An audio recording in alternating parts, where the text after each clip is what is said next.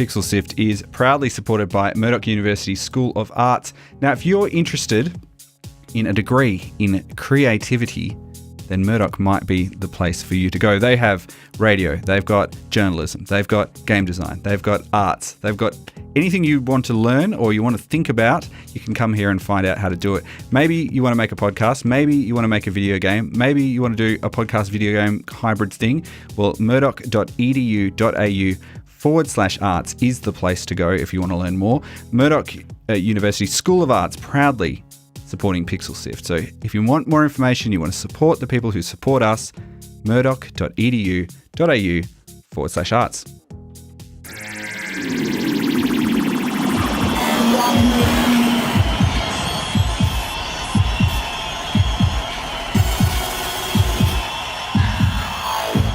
Pixel Sift.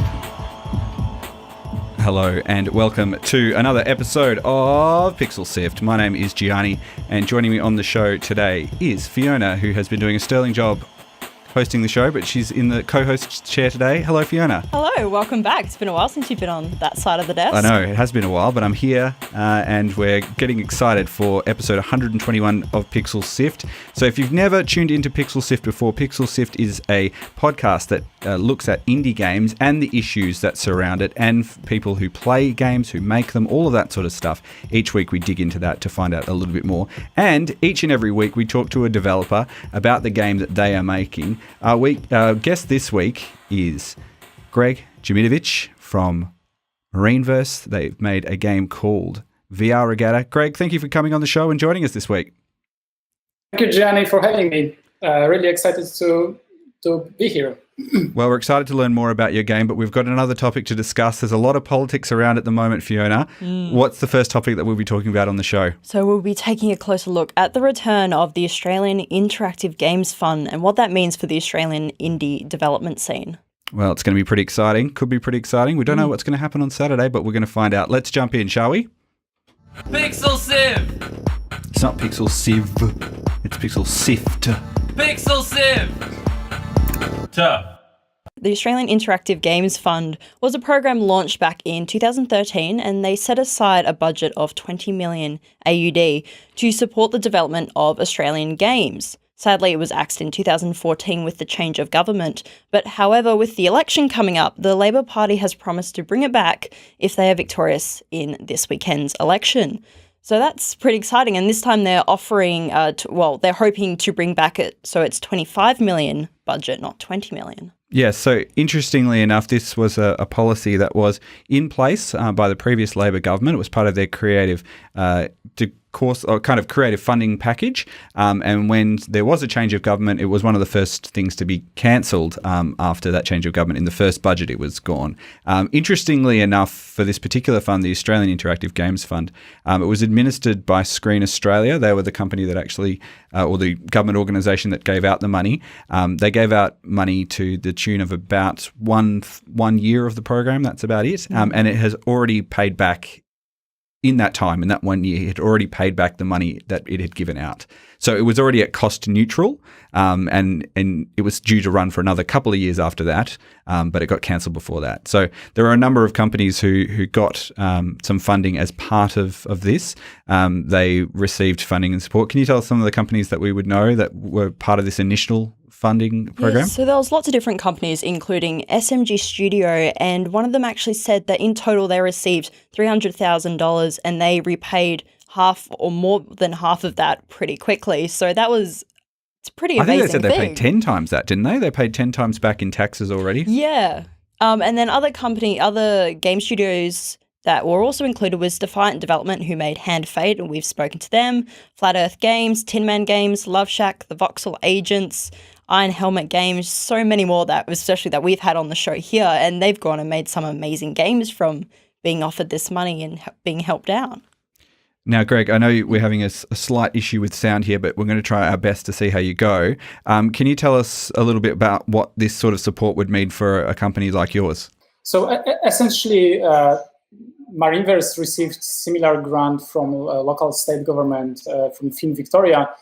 And I know exactly, I guess, what sort of impact it can have. And it's a unique program we have here in Victoria, and having something like that, in the whole country would make the same opportunities available to everyone else. And essentially, it let us explore something very unique and creative, which would be very hard to fund otherwise without the government support.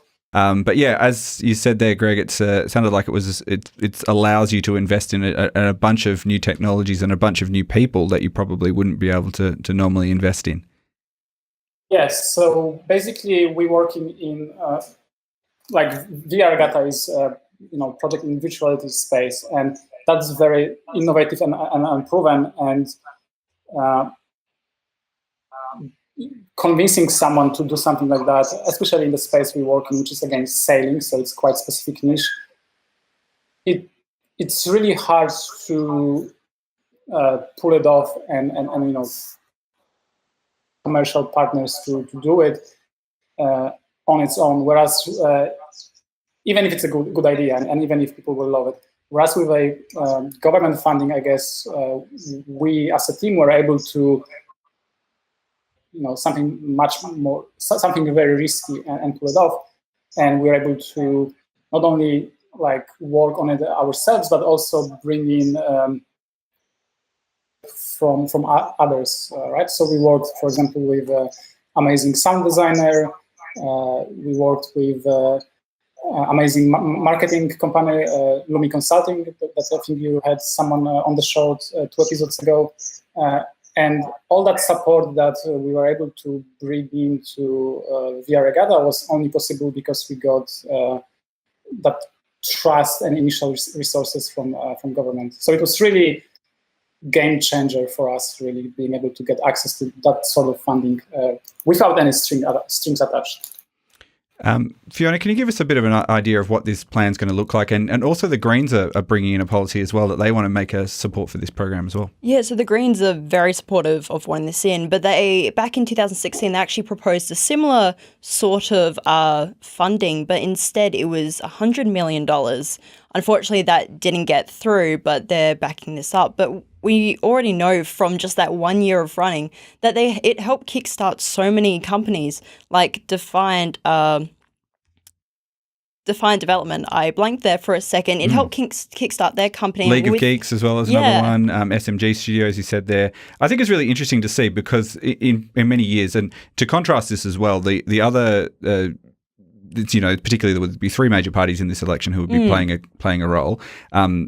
The Labor Party, who's announced this $25 million for the Australian Interactive Games Fund, this forms part of their broader creative strategy.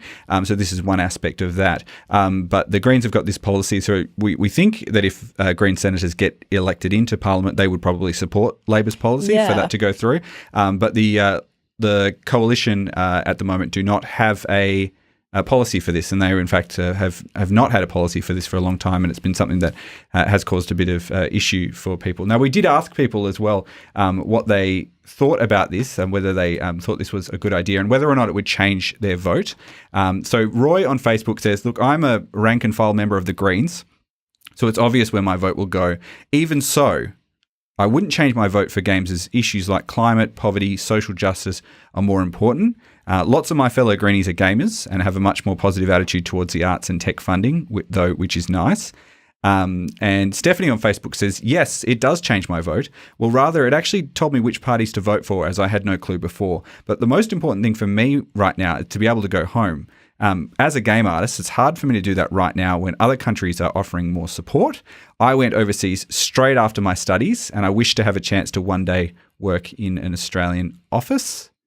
Jono on Facebook also says, games development funding is awesome, but it's a long way down the list of priorities compared to, say, health and taxes and things like that. That said, if I was on the fence, maybe that could sway me. There's one here from Ben on Discord, and it says, to me, it seems like a diversionary tactic from Parliament. Find something that young people are interested in and passionate about, and then draw the attention to that away from their non-commitment to make any meaningful change on actual big issues like climate change. So that's a different sort of angle looking at it. And that's interesting because we did hear that quite a lot about from people saying that actually other issues were more important, but it's sort of something that aligns with what they're already thinking about anyway. So it's a sort of a bonus. We had people like Dawnfire on Discord and Captain Perth, for example, Valkyrie 86 as well, and Corticus, basically saying that, yeah, it's a good policy. It'd be nice to see Australia more involved with games and actively encouraging innovation. But some of the issues like climate change are the ones that are really important for their vote.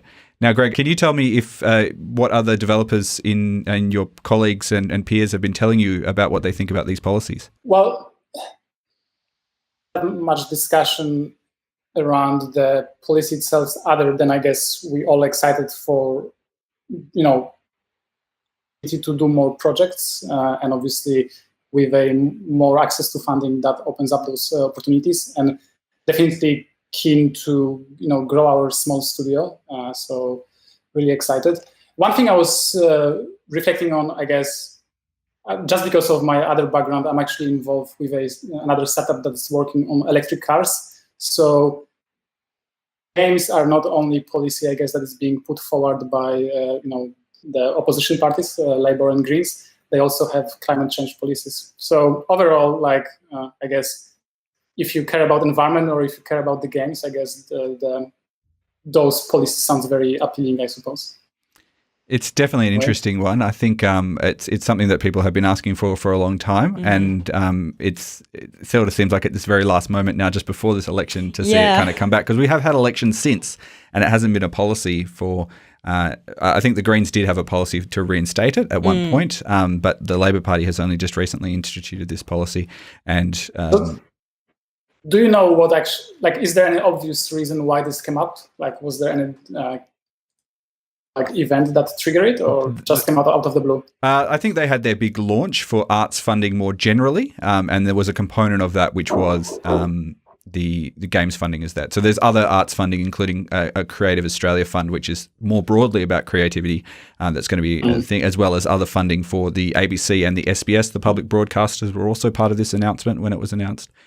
So there is a broader range of creating and more stuff in Australia. But, I mean, it's an election, so that's probably the main reason why it got talked about now, because they're trying to sway a few people across the line. So I think if anyone has any comments to share about that, feel free to get in the chat there and tell us what you think. I might just leave you with a few more chats from what people have said to us.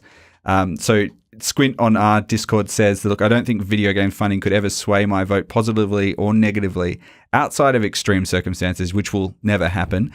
If money's been putting into games, that's good, but it isn't something I'm thinking about when I go to the vote. And Timmer also agrees with Squint. For me, it doesn't really change my vote. It just really affirms who I'm going to vote for. As others have said, there are bigger issues that need solving before games funding becomes something that swings my vote.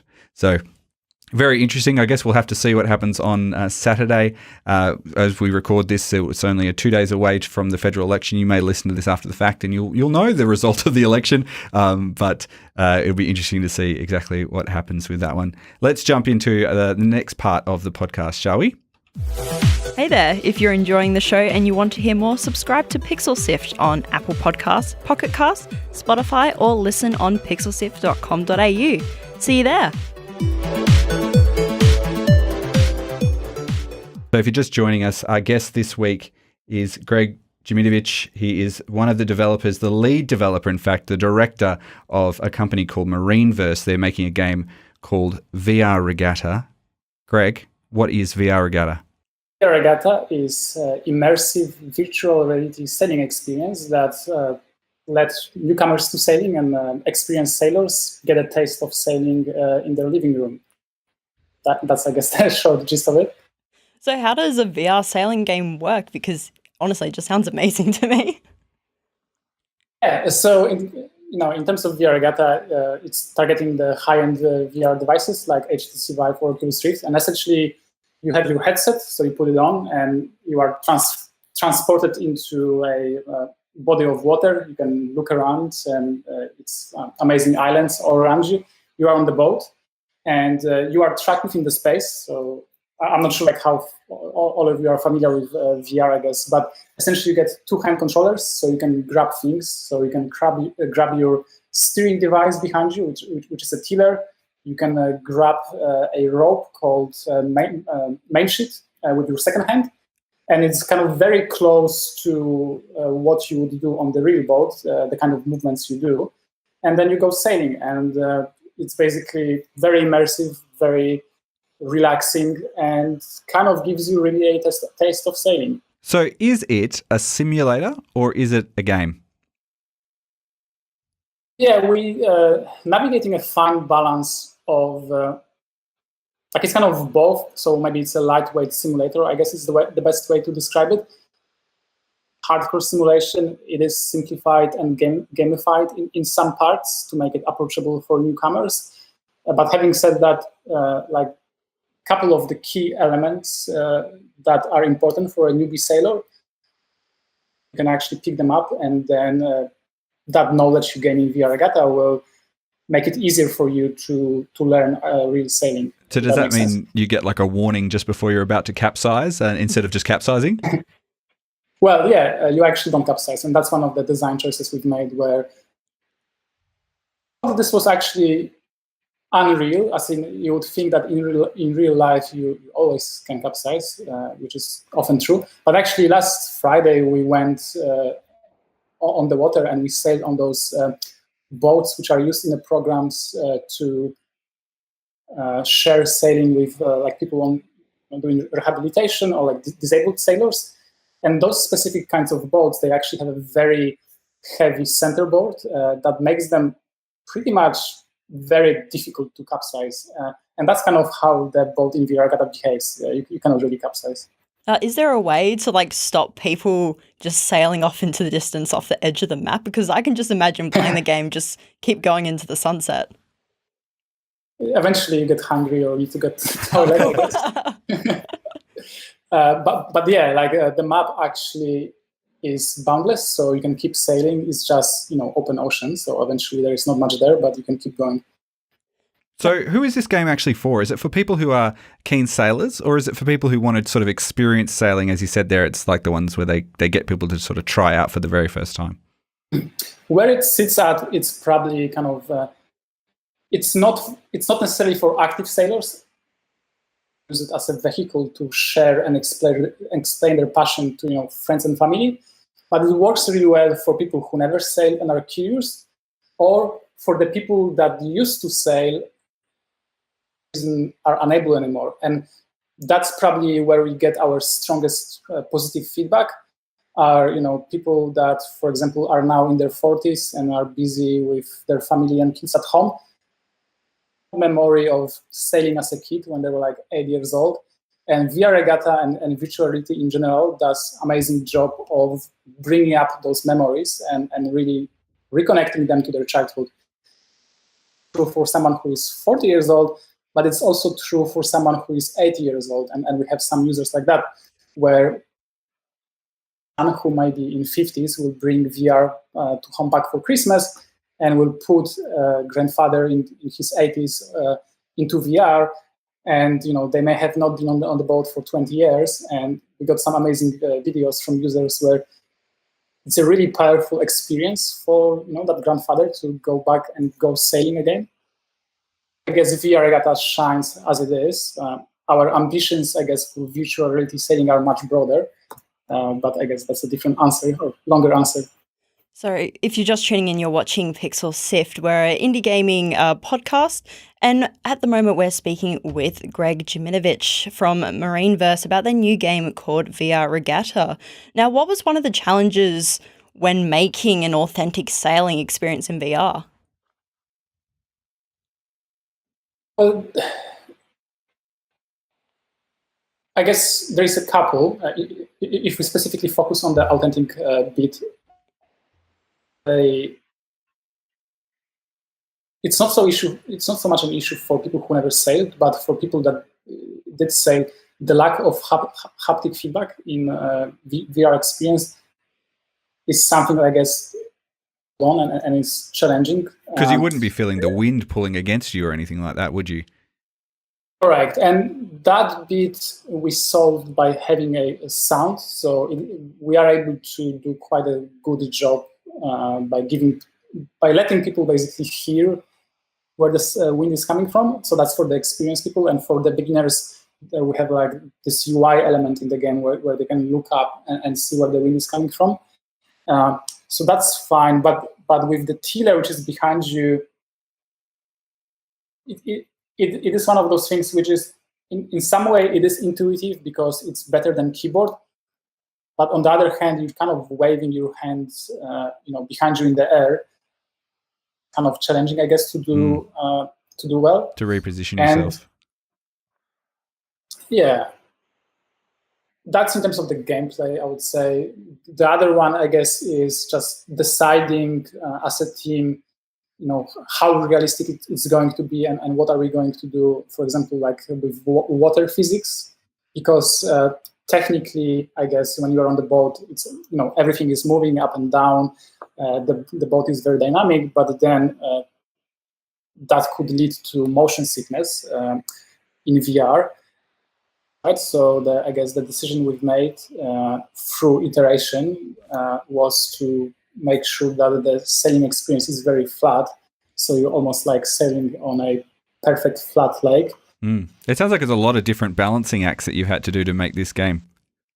Yeah, definitely. And I guess that's where we are all team of sailors. So we were able, I guess, to make many of those trade-offs and balancing acts and straight away, feel good by play testing on our own, whether it, I guess, feels authentic or not. So that was easy. I guess what was harder was basically making the game people that never sailed before, right? Because many things you would think are obvious, but they're actually not. They are not obvious if you haven't sailed before. And getting that right, I think we've got to the point where it's pretty good, but obviously it can be improved.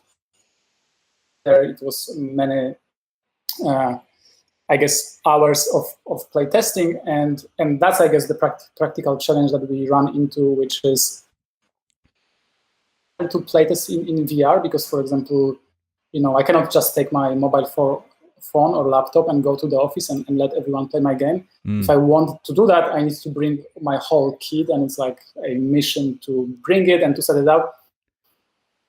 A lot of that. We've done some events, but actually the actual playtests that were helpful for us in terms of getting the gameplay right were mostly done through the service, which was basically offering recorded playtests where people would play our game and they would record the first 20 minutes of their experience, and then just by watching 10 of them, it was kind of obvious where are the breaking points and what we need to fix, I guess. Can you tell us a little bit more about that? How does that work? Is there just a bank of VR players ready to go, ready to test games? There was, and I'm kind of blank on the name. I think it was called Fishbowl Vr, and it's a bit sad because I think they are no longer in business. But the way it worked, $500, so pretty good value, and you were getting 10 half-an-hour playtests, and you were able to say what you kind of want to test for, and then they were working like a marketplace, right? So to order that report, and they had a group of playtesters around the world with different devices, different VR devices, and they were offering this service, which was really, really helpful, as I said, for us in terms of getting the onboarding experience in the game right. And can you tell us a little bit about your team as well? Because I noticed that you have got offices sort of around the world. How does that work, and how do you manage a team? And it sounds like you're managing a team of offsite testers as well. Yeah, it's so first of all, I mentioned before that we received a grant from Film Victoria. So specifically last year, there were moments when there was more than, I guess, 10 people working on the project, whereas now it's back to 3 or 4. And we are all remote. That's how we started. So I'm a developer and I'm based here in Melbourne, but our 3D artist is based in Toronto, in Canada.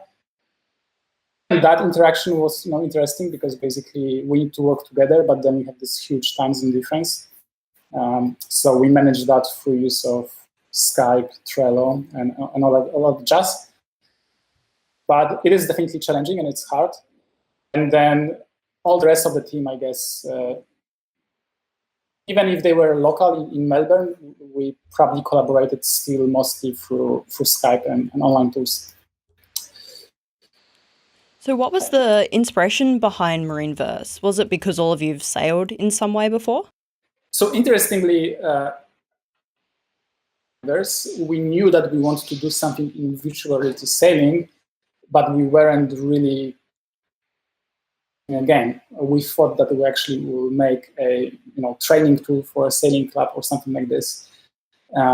So first of all, I guess I have a big background in sailing, and I'm also, I guess, technologist. So basically, the initial inspiration when the project started was just combining those two passions. And I was working on it, I guess, with my partner Olga. The prototype, and we put it out there in 2016. Basically, both Nate, who is based in US, and he's, I guess, a developer, and David, who is, they just found out about it, and we joined forces because they also were interested in VR, and they have an extensive background in sailing. So what brings us together is that passion for sailing and technology. So normally when people put their keen interests on their resume, you were looking for people who put sailing down as a keen interest when they were applying for a job, or did you go to yacht clubs and go, hey, do you know how to program for for VR? Well, we were very lucky in the early days because they just got in touch. We didn't even put a job up. But these days, I mean, rare to find someone that has those both skills, right? You've got them all. But yeah, almost. There's still one or two. Yeah. But yeah, so it's mostly, I guess, someone that has a technical skill, whether it's a 3D skill or a marketing skill or what have you, and then interest in sailing, right? Mm. We don't expect everyone to be an expert in sailing, but definitely being interested and open to learning about it is needed, I guess. And I guess one final thing that when I heard about the game, as someone who used to have a family who used to sail quite a bit, I know that sailing is quite a hobby that is expensive. People have no qualms about spending $40,000 plus on a sail, or $2,000 on a winder and a whole bunch of bits and pieces. Those sort of amounts of money. VR is often thought of if the cost is a barrier. And was that part of the thinking when you were making the game? You're like, all right, we'll sell it to people who don't think about dropping $40,000 on a sail. They'll buy a Vive and a brand new computer so that they can jump in and play. Well, quite the contrary, funny enough, because as I mentioned, we started with the assumption that we'll do something for sailing clubs and VR, not necessarily the game. But we found that at least the clubs we spoke to in Melbourne area, they weren't really, ready to jump on board with some random tool idea that we were pitching to them. Is that if we wanted to make it work, trying to sell both VR, a sailing experience was actually too hard. Even you would assume that it would be easy, but it wasn't. So the choice to make a game was basically a conscious choice to do something where it would be easy to experience what we're doing because they already have a VR hardware. And that's basically a big part of our plan today is doing something which is approachable to newcomers, because then we can grow as a studio and hopefully, develop our simulator to the point where it's actually becoming useful again and interesting to people that do real sailing. As the market progresses and we have devices like Oculus Quest, so those standalone cheaper devices. And maybe they'll use it as their, their sales pitch for getting people out on the boat. Here, try this out. If you like this, then you come out on Saturday and we'll hit the water and something like that. So. Well, yeah, and we've been doing that. So that bit we've been actually doing with Australian sailings for the last 2 years, and we may do it again in Melbourne during the Melbourne boat show in June. So they're very keen to do it, but they like us having, taking care of the VR stuff. So I guess the next iteration for us as a business is to show sailing clubs and Australian sailings that there is enough value in doing it that they actually should do it themselves as well. And then that becomes an amazing marketing tool for all the clubs that scales really well. because at the end of the day, it is off-the-shelf hardware and it's not that expensive. It's just, proving and showing to users that this is actually useful, which is always a challenge with a new technology. I'm not sure if I remember that when I saw first people with like iPhones and smartphones, for a while I thought like, okay, that's cool, but I don't need email on my phone. I'm using, laptop, I'm all right. And it's only once you realize, like this is why this is a useful thing, then you jump on board. And it's kind of the same with VR. Well, look, it's very exciting. And yeah, obviously VR is going to become cheaper. Those new devices are going to be launched out onto the market very soon, which maybe means that people will be able to pick it up for the price of a console, less than the price of a mobile phone, actually, for people to buy that. Look, Greg, we've pretty much run out of time. Thank you so much for coming on the show today and telling us a little bit about VR Regatta. People can go pick it up now. You've got a brand new expansion into Arctic waters if you want to go and check that out as well. And you can just do a search for MarineVerse online or VR Regatta if you want to see some more information. Now, Fiona, for people who want to find out more about what we've talked about in the show, where can they find that? So you can go to, we do have a Discord, pixelsift.com .au/Discord. Almost forgot the Australia there. Yeah. We do have a website. You can just search in Pixelsift and we're pretty much the top link. We have a Facebook page, YouTube, Twitter. We're pretty much everywhere, and just search Pixelsift once you get there. And thanks again, Greg, for coming on the show. We really appreciate you taking the time to join us. Pleasure. Thank you, Gianni. Thank you, Fiona. It was awesome to speak with you. You'll find links to everything that we talked about in the show notes of the episode. We've got more information on our website, pixelsift.com.au. We're going to be at the Australian Podcast Awards this weekend. Ooh, exciting. Hopefully taking home an Australian Podcast Award. We'll see how we go. And tell your friends if you like the show and if you think it's good, please tell them and get them to check it out. And that's pretty much the best thing that you can do. We'll see you all in 2 weeks' time for another episode of Pixel Sift. See you then.